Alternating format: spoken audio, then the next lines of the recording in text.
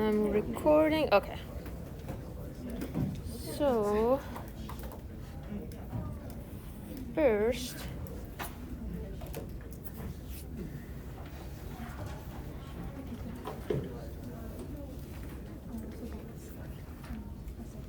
okay. So before I start the lecture, do you guys have any questions about anything that we talked about before? Naming alkanes, what are saturated hydrocarbons, unsaturated. So what is saturated hydrocarbons? What is unsaturated? What are aromatics? Like a special. Yes, they have rings on them, right? They have like groups similar to benzene. Is that clear? Okay.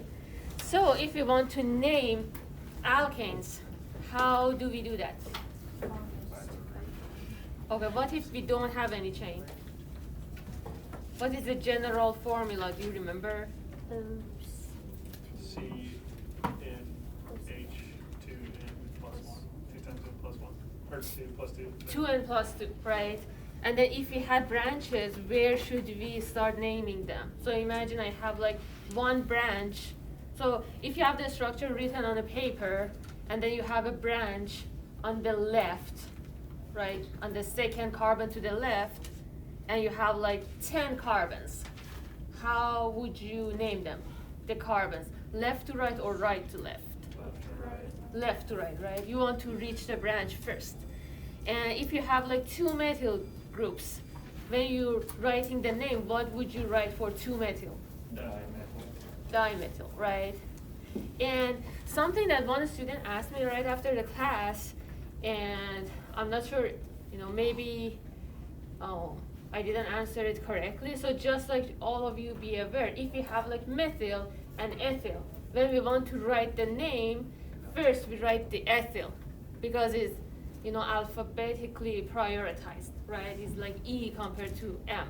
And if you have like ethyl, dimethyl, you don't consider di, right? Di. You just consider ethyl, methyl, right? And then you write ethyl first. Does that make sense? Yes. Would you count the carbons then to make sure it's alphabetical, or would you, or the count like the carbon substituents, or would you just count the way we usually do and then just reorganize? So those 7 rules that we had, first you start, so if you have like the branch, on the left, closest to the carbon on the left, you start on left, and then do all those rules with that order. But when you want to just write it at the end, if you have like, ethyl or methyl, you write ethyl first. And it's the same for like halogens, that if you have like bromo and chloro, you write bromo first. Does that make sense?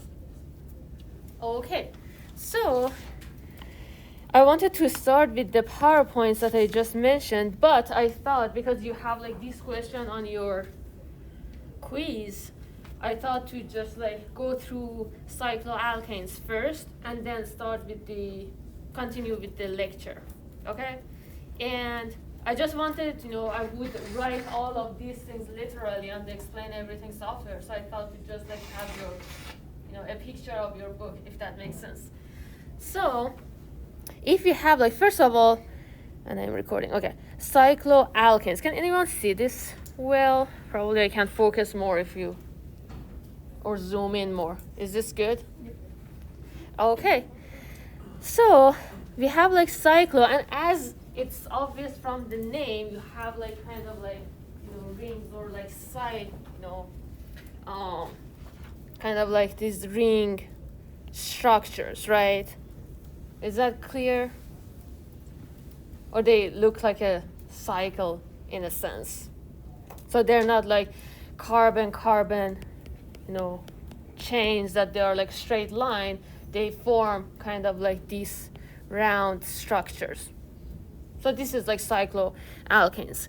And basically they have a ring, if you will. And how we name them is that for each of these like points that you have here, you can have a carbon there, right? So if you have like this, and I kind of like write it bigger, you can have like carbon here, carbon here, carbon here. Or like, you know, if it's like square, you have like 4 carbons here and then carbons here and so on and so forth. So what you do, you count the number of carbons and then write the name of alkane corresponding to that. So here, what would be the name if you have 3 carbons? Propane, right? Or if you have like 4, what would be the name of the alkane that has 4 carbons? Butane, right? And then pentane, hexane, you know, heptane, octane.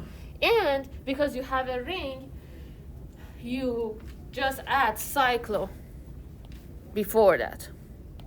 So this is how you name them, right? So this is like the first part. Is this like clear for everyone? So now we can have like alkyl or halogen substituents attached to these, or like substituted with one of these, you know, carbons here, or like attached to them, right? So if you have like only one substituent present, you don't have, you know, you don't name the carbons, you know, to locate them. If there are several substituents, numbers are required. And one substituent is always located in a ring carbon number 1, and the remaining ring carbons are then numbered consecutively in that way. And in the next slide, I, you know, give you some examples so it would become clearer. So right now, remember, you count the number of carbons here, name the corresponding alkane, just add, cyclo before that, because you have a ring. Is this clear?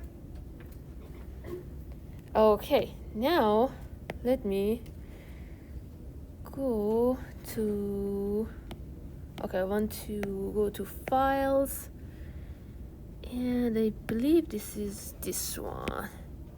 Okay, so if I can manage to zoom in better. Okay, so with different substituents, the one with highest alphabetic priority is located at carbon 1. So imagine you have like, first of all, so 1, 2, 3, 4, 5. You have 5 carbons, right? And you don't have any double bond, right? Or like triple bonds. So you have like an alkane, right? What would be the base name of the alkane? Pentane, because you have 5 carbons, right? So here you have just like one substituent, right? So you don't have to name the carbons. You don't write 1-methylcyclopentane, for instance. We just write, first of all, pentane, right?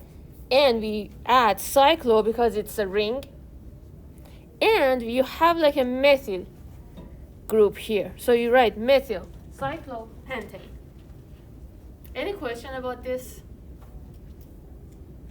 So if I give you this in the exam or quiz and I tell you that it's like 1-methylcyclopentane or like 2 or 3, that would be wrong. If you have just like one substituent, you don't have to write, you shouldn't write 1 before that, right? It's kind of like when you name like carbon monoxide or carbon dioxide, right? You don't write monocarbon, right? This is kind of like just how we agree to write things, okay? But if you have like, so here again, 1, 2, 3, 4, 5. What is the base name of this alkane? And because you have a ring, you write cyclopentane. And how many, first of all, what are these groups? Methyl, right? Because it was like CH4, methane, and then we omitted a hydrogen, right? So it would be like methyl. And you have 2 of that. So you write dimethyl, right? Any questions so far? Good? So Yes. So we number the carbons in a way that allows our branches to be lowest numbers. That's how we know where to start counting on that circle. Yes. So you start one of the branches, put 1, and you want the second one to have the lowest number. So you don't go the other way. You don't say 1, 2, 3, 4, 5. You don't write 1, 5 dimethyl. So the first one you can just, you can also start the other. You can name this one 1 and the other one 2. But so one of them you named one of the substituents 1, and the other one should have the lowest number. Does that make sense? And if you have just like 1 methyl, you don't name them. Good?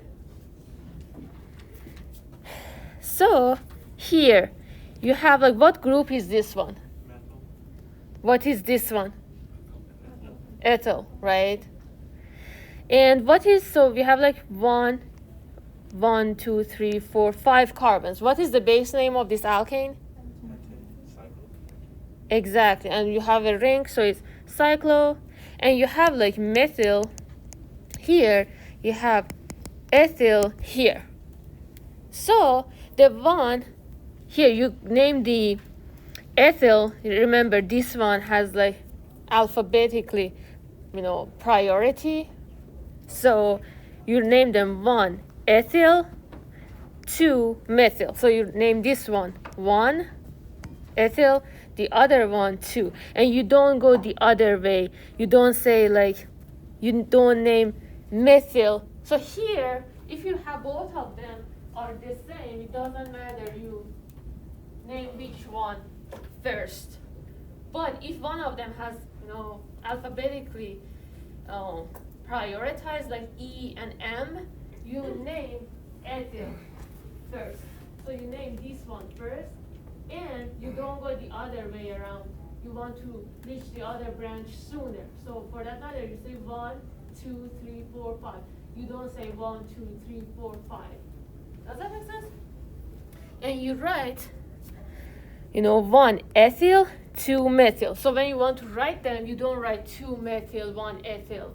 So basically it would be the same, but this is how we agree to name them. The one that is alphabetically, prioritized or have like lower, or in alphabet you reach them sooner, right? You write ethyl first because of E, and then methyl. So even if you had like, trimethyl, diethyl, you don't look at tri, di, just ethyl and methyl and compare them. Good? Any question about this? Okay, so now you should be able to answer all the questions in your quiz, and I'm going to send a reminder today. Again, as I told you, I don't want to just send Canvas notifications all the time, because at some point it just loses their values and students think that I'm just like talking all the time, So I try to send as least as possible, but you have like your homework 3 due tonight, so make sure to accomplish that before like 12 a.m. And also your quiz 1 is due Friday night, so you still have like more time for that. I also remind you on Friday. But make sure to, do them. And if you encounter any technical difficulties, just email me right away so we can figure something out, okay? And something, before I forget, if, on the days that I scheduled exams for you, in-person exams, if you have another exam on that day, feel free to contact me and we can schedule a makeup exam for you. As I said, my main aim in this course is for you all to learn, and I just don't want to make your life more difficult, So if you have like, I had like students last semester, they had like their biochemistry, biology on the same day as like Chem 101, and I worked with them to have them on some other day. So don't, in general, as a rule of thumb, don't be afraid to contact me if you have any concerns about the course, anything, okay? We'll work out something. And I want you all to care about the course, and if there is something that you're not sure, you're struggling, just ask me, I'll explain to you as best as I can. Okay?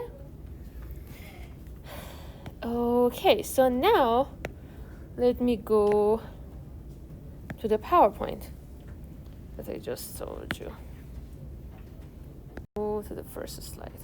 Okay, so this is, as I said, the PowerPoint that the publisher provided with the book, and I'll go through them, and some of them, some of the slides I'm going to go faster because that is not exactly what I want to talk about at that session. Some of them may focus more, but I uploaded the slides on Canvas, and I'm going to also upload the slides, the version that I emphasize after the class, because I add things on that and write things. So in general, as we talked about, hydrocarbons, they consist hydrogen and carbon atoms, right? And we have like different categories of hydrocarbons. Can anyone tell me what did we talk about during the last sessions? What type of this that we wrote here? Alkanes, right? And we said that their general formula of alkanes, what is it?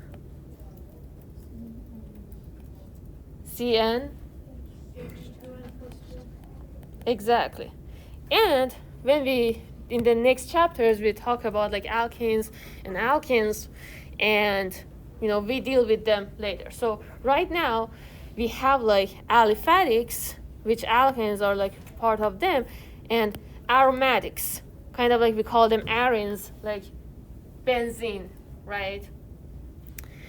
And as I said, I'm going to upload everything on Canvas, so don't worry if I pass and then you don't write them. So, and again, we talked about the structure of alkanes and like the general formula, and this is the thing, probably I should have converted this to PDF because that's what happens with the, Apple products. It's kind of like mess things up. Anyway, and I didn't talk about hybridization, so I'm not going to ask you in the exam, like different. It was in chapter 1, but I just wanted to progress with the rest of the book. So I'm not going to ask about, different, like, as I said, sp3, and hybridization, unless I go through them in the class. And again, here, so can anyone tell me this structure, how many carbons it has? Exactly. So each of the points you see here, you can point a carbon, right? And what is the valence of carbon? 4. So it can form 4 bonds. So if, for instance, here you have like only 1 bond, how many hydrogen here you should write? 3. What about here? 2, right? So here it's kind of like the abbreviated, chemical structures, but remember, you put carbon in each point, and you also put hydrogens, but how many hydrogens you put, it's kind of like depending on how many bonds you have here. So for instance, here, if I want to put like hydrogen, how many I should put? 1. Is this clear to everyone? Okay, and again here, and this is the case, this is a good, I guess good that we have this here. So in Canvas, sometimes I cannot also put like, subscript or superscript. So, I guess, you figure out that if I put like CH4, I meant like CH4, right? Yeah. Okay. So here, if I tell you write this structure, write a molecular formula of an alkane that has 7 carbons, how would you write it?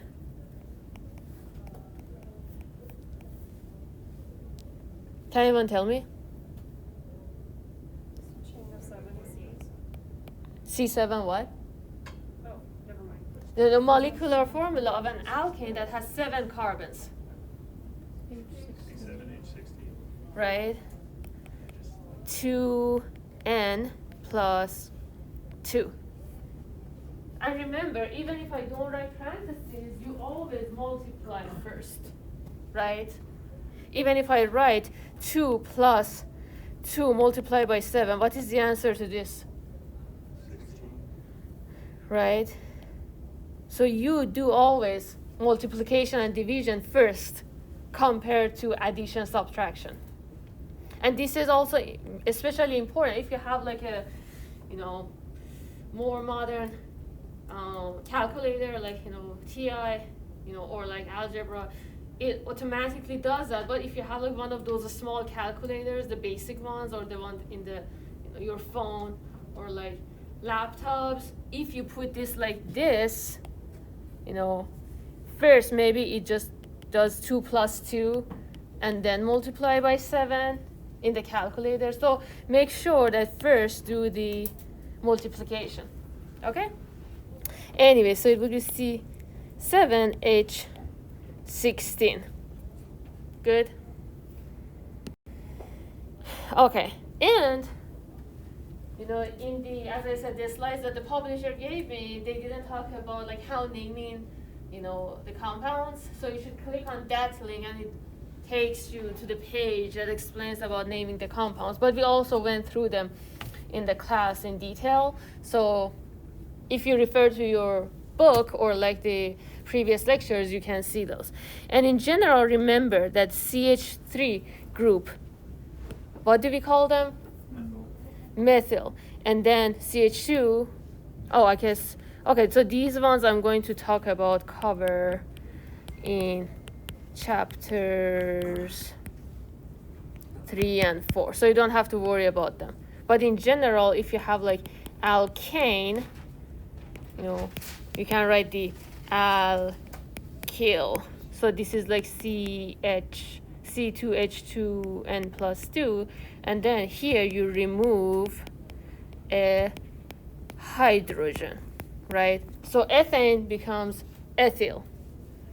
So what does butane became? Butyl. And do you remember it has like 4 different structures and all that stuff? Okay.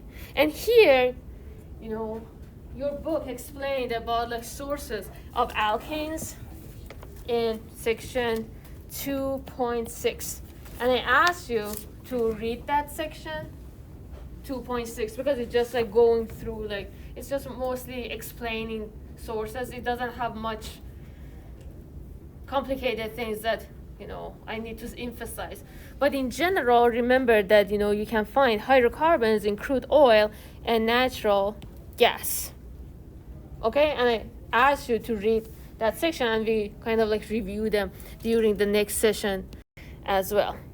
So the thing that I really want to emphasize this session is like intermolecular forces.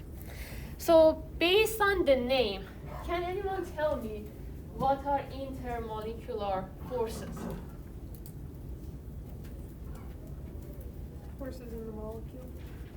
Forces what? In a molecule. So do you mean, for instance, if I have like,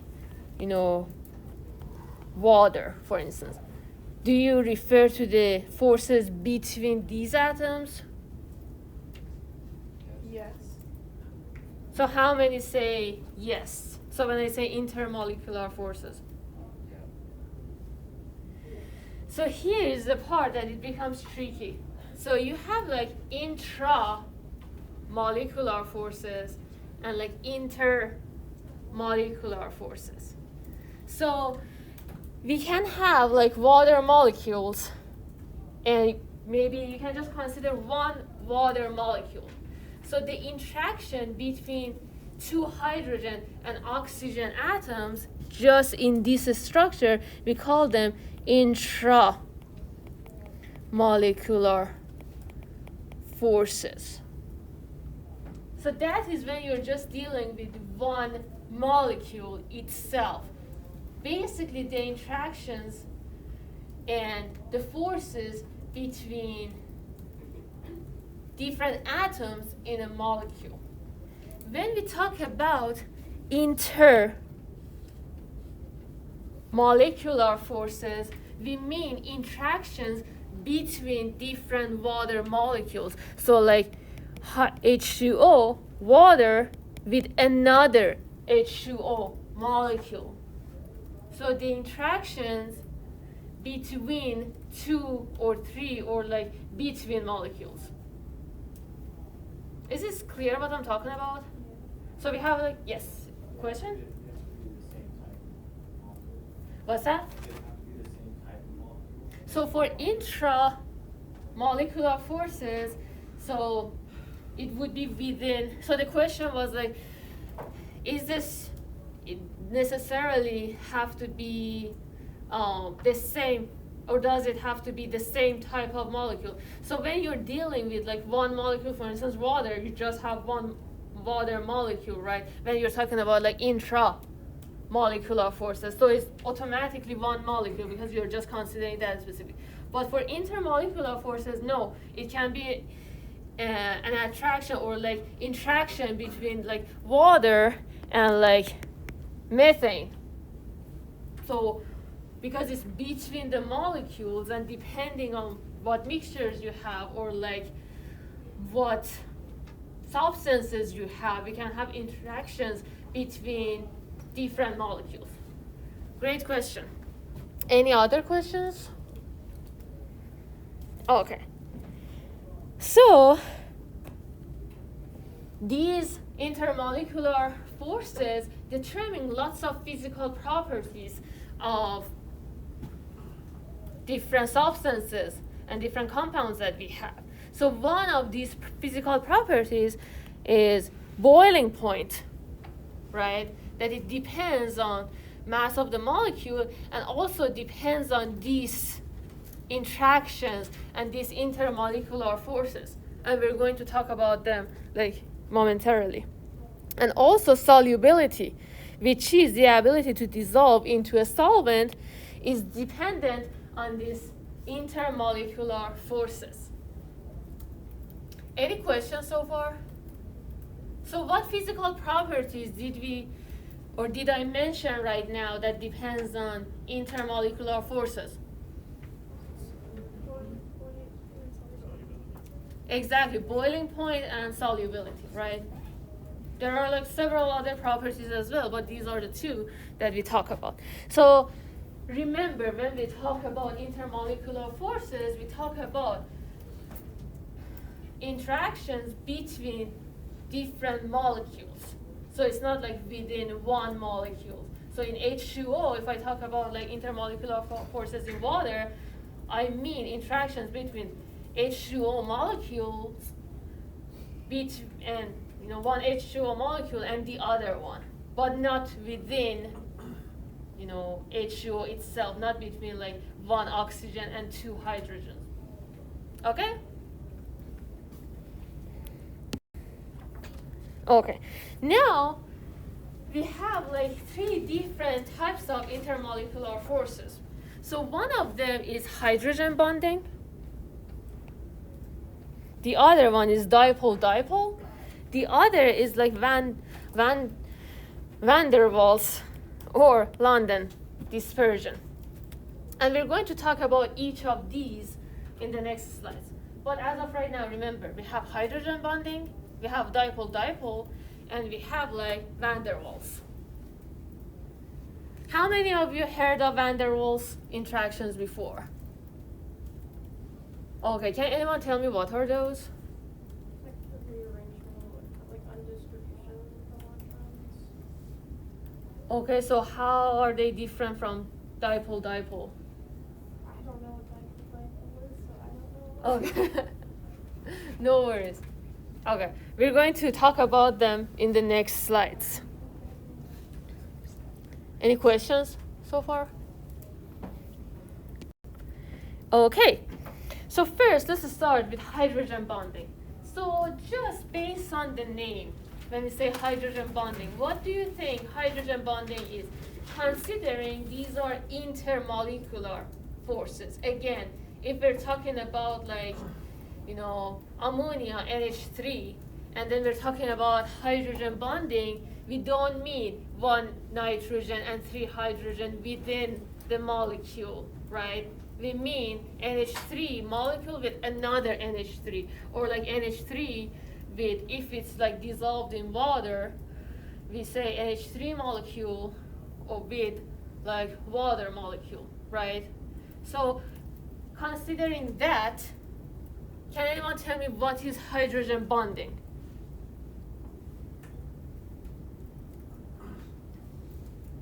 Yes? It's when a hydrogen connected to an electronegative atom is attracted to another atom that's partially charged.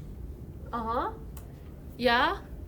So basically, so this is like the fancy definition that your book or like the slides, wrote here. In general, basically it's because of like, orbital interactions and the transfer of electron density between molecules. So it's kind of like it has like more, deep theory behind it that we're not going through in this class. But in general, these atoms, fluorine, oxygen, and nitrogen, they are really electronegative. And the contrast that they have with hydrogen, it makes the bonds being really strong. So hydrogen bonding is much stronger than the other two intermolecular forces that we're going to talk about momentarily. Great question. Any other questions? So remember, these are the strongest intermolecular forces. And I don't ask you the number, so don't worry about that. But no, I expect you to know that these bonds are like the strongest. So if I ask you, like we have like HF, we have like CH4, we have like C2H6, and I say which one of these has the strongest, between themselves, like HF with HF, CH3 with CH3, and C2H6 with C2H6. And I ask you, this is 1, 2, 3. Which of these has like the strongest intermolecular forces between the same molecule? What would be the answer? 1, right? Hydrogen bonding is like the strongest among the other types of intermolecular forces. I think here we have like the, more practical definition. In general, if you have like hydrogen atom and you have like whether nitrogen, fluorine, and also oxygen. So basically oxygen, nitrogen, and fluorine. And remember again, this is something that I emphasize a lot because I remember when I was in high school, our teacher asked a question about hydrogen bonding and said, who can depict it on the board? And I was so confident that I got it right. So I think she asked about ammonia to depict hydrogen bonding. And I went to the board and I wrote this. And I saw in her face that she was kind of disappointed because she thought that I knew the answer. So this is not, this is not hydrogen bonding. Can anyone tell me why? This is within the molecule. It is intra, right? So this is not hydrogen bonding. Hydrogen bonding, let me change the color here.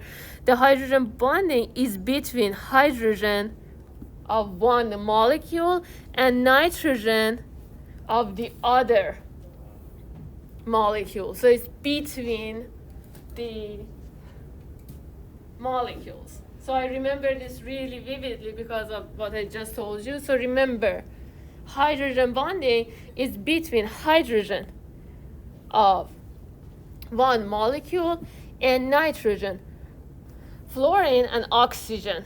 And it can be any of these. Okay? But it cannot be between carbon and hydrogen. So it can be between hydrogen and nitrogen, fluorine, and oxygen. Any questions so far? Yes? Why is that? So it's because of the interactions between, so we have like 3 types of interactions, and depending on how strong these bonds are, and this orbital, if you go through electron configurations of this compound and kind of based on the distributions of electrons and all that, based on those attractions, you know, we have like different types of, you know, intermolecular forces. So this is basically because of like fluorine, oxygen, and nitrogen, because of their electronegativity that is high. And then there would be a contrast between like hydrogen and these three elements, that it makes the bond being really strong. But the theories, remembered, it would be like between oxygen and hydrogen, nitrogen and hydrogen, and fluorine and hydrogen. And these are like, you know, the most electronegative atoms in the periodic table. Okay, any questions? And if I ask you to depict that, if I say which of the following depicts the hydrogen bonding between water molecules, and then I kind of like wrote this, and then I say that, you know, hydrogen bonding is depicted with like dashed lines, right? Or I give you this. I'm not doing a good job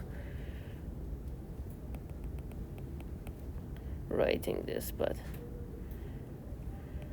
H2O, right? So is this one or this one? If I call this one, call this two, which one depicts hydrogen bonding? Two. It should be between molecules. So if you just see a single molecule, that is not hydrogen bonding. That is not intermolecular force. Okay, any questions so far? Are we good with hydrogen bonding? Let's see. Okay, now we want to talk about dipole-dipole.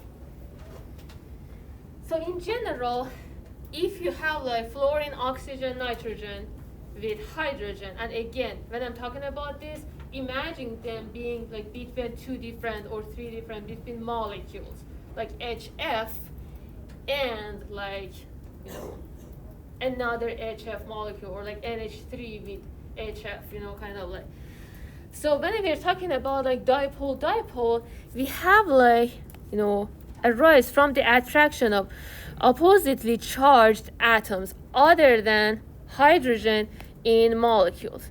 What that means is that, you know, these molecules may have a permanent dipole moment. Generally, in organic molecules, they result from the presence of CH bonds, where X is more electronegative than carbon. So in general, if you have like the same atoms, when we're talking about like polar covalent bonds, remember polar, non-polar? What was polar covalent bonds? Unequal sharing of electrons. Exactly, unequal sharing of the electrons. What was non-polar? Equal sharing, right? So if I have, let me see if I can do this. If I have like N2, is this polar or non-polar? How many say polar? How many say non-polar? How many don't care? Okay. I mean, I know some of you might not care, you know, but I care for you guys to learn, and I do my best to make you care. Okay? I want all of you to get good grades, and as long as you care, you get a good grade. And as I was telling, you know, students in my Chem 101 course, you know, that if you contact me and then say that you want to get an A in the course, even if you're failing, I make sure to do as much as I can, whether I schedule Zoom meetings with you, you know, give extra credit assignment. And if I do something for one student, I'll do two. You know, I provide the opportunity to do the whole class, so don't worry about that. No. My main thing is to force you to learn and kind of be fair towards all of you, so don't worry about that. But in general, I'll do my best, and you'll see as we progress with the course, you know, I care about you learning more than anything, you know. And I guess, you know, some of you might wonder that how we are going to go through 18 chapters based on the course schedule that I posted. So the answer is that probably we'll not going through all 18 chapters because I want you to learn the things that I'm teaching rather than we have like more chapters to cover, you know. So I just encourage you to want to learn, you know, because you have the course and I want you all to have like A's. And I'm not afraid to just give everyone A if they learn, okay? So I asked the question again, all things that I said. How many things nitrogen molecule is non-polar? How many things polar? So why do you say polar? You're not sitting by the window. Polar? Non-polar? So why is it non-polar? Anyone? We're equally sharing.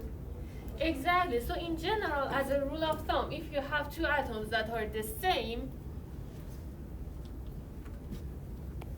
they form a non-polar molecule. The reason is that the atoms are the same, so the electron sharing, electron distribution would be equal between them because they are the same. And they form like London dispersion or like van der Waals interactions that we're going to talk about next. But if you have like polar interactions, kind of like, can anyone give me an example?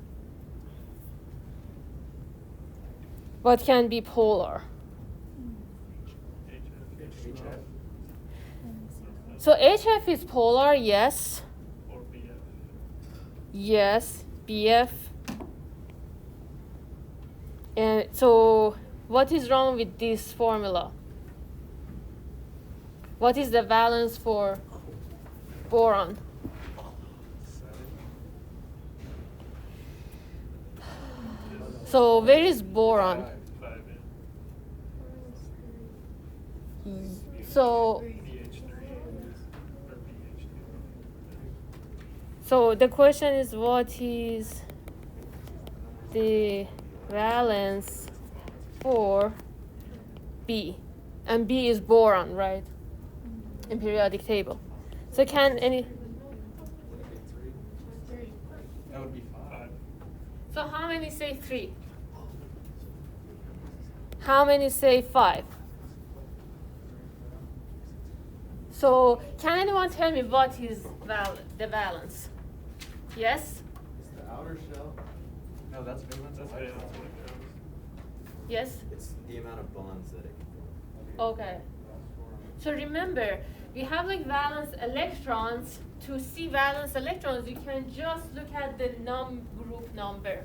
So boron is in group 3A, so we say it has like 3 valence electrons. So this is like valence electrons, right? To find the valence, we say 8 minus valence electrons. So what that would be? Okay. Is that clear? So would it be BH 4F, the formula, to fill all the bonds? So if we want to form bonds between boron and F, so if you write the Lewis structure, 1, 2, 3, 4, 5, 6, 7, and then you write 1, 2, 3, right? I guess it's better I write this the other way. 1, 2, 3, right? So, or rather maybe it was better. So, you form like one bond between these two, and you form, if I remember correctly, and I should look this up myself to make sure that I'm saying this correctly, fluorine shares the 2 electrons here, and then 2 of these would be here, and then you have like one non-pair here. But I should look this up to make sure, okay? So you can just like leave this as is. So I look this up and then make sure that I said this. Because sometimes in some compounds, we have like electrons from like one element to be shared completely between the two atoms, right? So that can happen. So, which is kind of like not what I want to talk about right now. So I'll look this up and then update you on that. But in general, if you have like, you know, nitrogen, fluorine, oxygen with hydrogen, you will have hydrogen bonds. If you have like the same elements and you have like non-polar compounds, you have like London dispersion or van der Waals interactions, and anything else, they will be having dipole-dipole interactions. So these are generally weaker than hydrogen bonding, and this is kind of like their strength. And as I said, I'm not going to ask you about the numbers here. Okay, except this. Does anyone have any questions? Yes? So does the dipole-dipole only include attraction between polar molecules? Yes. Okay. Yeah. So here is an example of dipole-dipole. So for instance, if you have like, you know, CH3, so the interaction between carbon or chlorine, right? So it's not like hydrogen bonds. You don't have hydrogen, and you don't have like fluorine, oxygen, nitrogen. You don't have the same atoms. So this is kind of an example of dipole-dipole. And then you have like partial negative and partial negative and partial positive charges between the atoms. And now about like van der Waals or dispersion interactions. So I talked about them. Basically, they arise from the movement of electrons within a molecule. And, you know, if we talk about like, you know, van der Waals interactions, we can say that they have like instantaneous or like, you know, instant negative or positive charges. So in one moment, the atom has like slightly positive charge, but they're not permanent. So this natural motion can produce an uneven distribution of the electrons, polarization of the distribution, resulting in a temporary dipole moment in the molecule. So in dipole-dipole interactions, we have like permanent, you know, partially positive, partially negative charges. But for van der Waals, they are like temporary. Temporarily, one atom has a slightly positive charge and the other one is slightly negative. Does that make sense? Okay, so I'm going to talk about this in more detail next session. And before, let me see what is the next slide.